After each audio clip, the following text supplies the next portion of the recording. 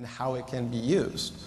If we move on to look at the definition of Web 2.0, right, a buzzword floating around there.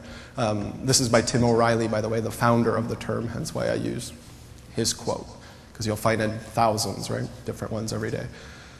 But what I love is that here he focuses exactly on this shift of the internet from a publishing environment to a participation environment. Not a place where you go to download on your website, download some PDFs, and then go goodbye. Not a transactional push relationship, but an actual relationship where people go, again, to augment their existing physical world relationships. When you look at Facebook, Facebook isn't just a place to hang out. It actually augments the physical relationships and the physical connections of the individuals participating on it. Now, that's going to be the only time I'm going to mention Facebook, maybe one more time, because I want to shift away from focusing on tools that you all hear of, etc., and again, on the social capital and the bigger implications behind them. So social media are internet-based tools for sharing and discussing information among human beings. So essentially, it's just people. It's people having conversations. This is the simplest, the best definition out there. This is all you need to understand. It's not the tools, it's not the technology, it's not the buzzwords, your YouTube, your Twitter, etc. Those are merely the enablers, right? It's the ability for people to form communities and connect instantaneously. Okay? There's a plethora of channels out there, right? It's when I often get clients asking me, Mike, what social channel should we be on? That Twitter thing or YouTube? You know, I want a Bookface. I've been told Bookface before.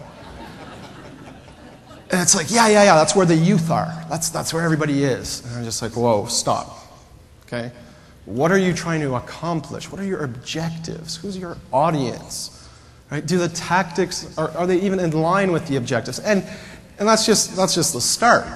If you actually do develop one of these tactics, do you have anybody inside the organization that actually believes the inherent fundamental shifts that are required in order to participate on these channels? That's what we're going to talk about. The transparency, the collaboration, the sharing, the human relationships. If you don't have that, everything is going to fail miserably.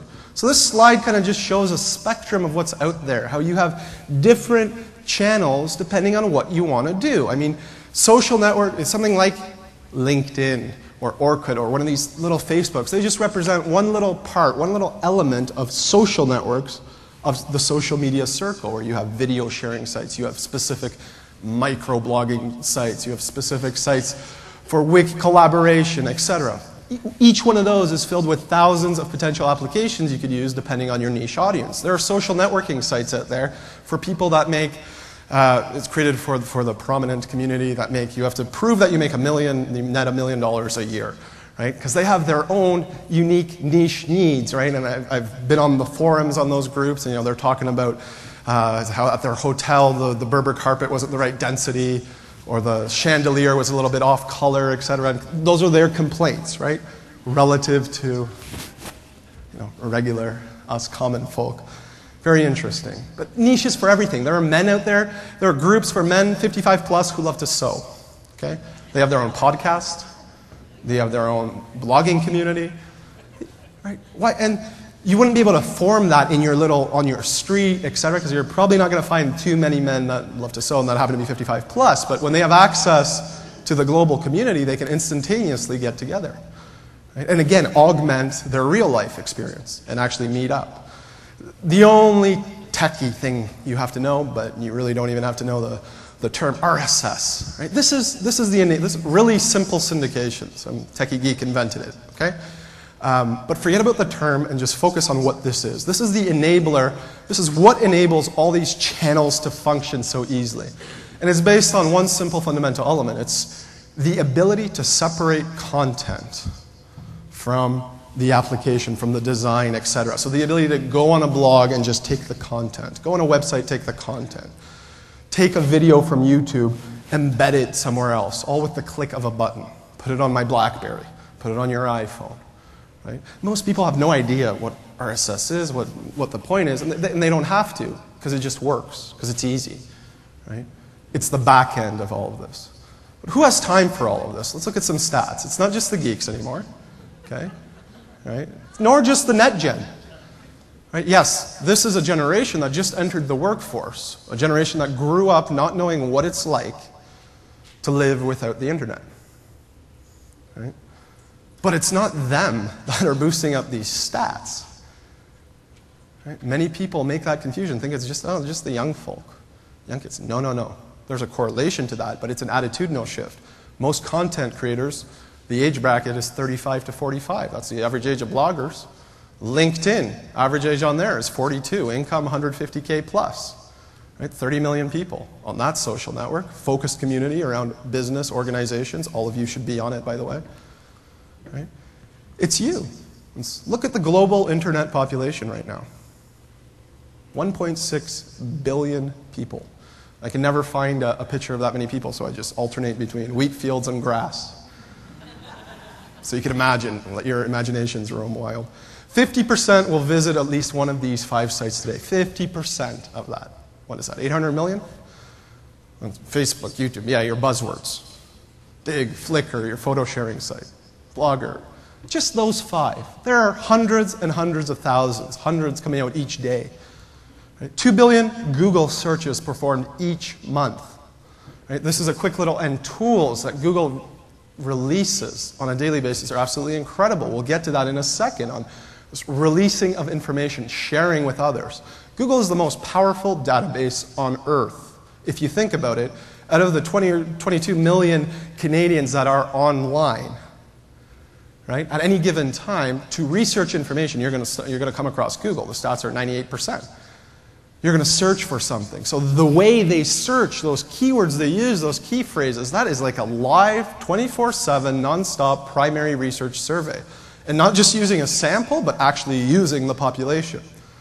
So there's a great tool Google provides us with, it's called Google Insights. Just Google it, where you can actually pinpoint patterns of what people are searching for at any given time. Right? Here I did a quick search for United Way. Okay? And you could see the key peaks according to seasonality right here. Right? 2004, 2005, every year if you break that down on a calendar, I guess that's your campaign in terms of search volume, what people are doing. You could zoom in on that, see exactly the day the discussion starts, exactly the day the discussion peaks, see that it's decreasing a little bit.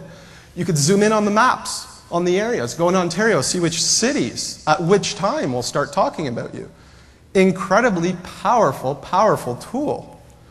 One other thing I wanted to say about this, I don't know if some of you are familiar with something, an initiative Google did in terms of using this, and it also goes down where you could actually see the specific words people are typing to see if you're even using the right ones. Do you want to be found when people type in charity? Do you want to be found when people type in, oh, looking to donate money? How are people searching? You have access to free information without expensive marketing research, all at your fingertips. That's what you should be targeting and engaging. Google used this study, partnered up with the Center for Disease Control and Prevention in the US to do what? To provide, just based on releasing their data, the most comprehensive analysis of flu outbreaks in the world.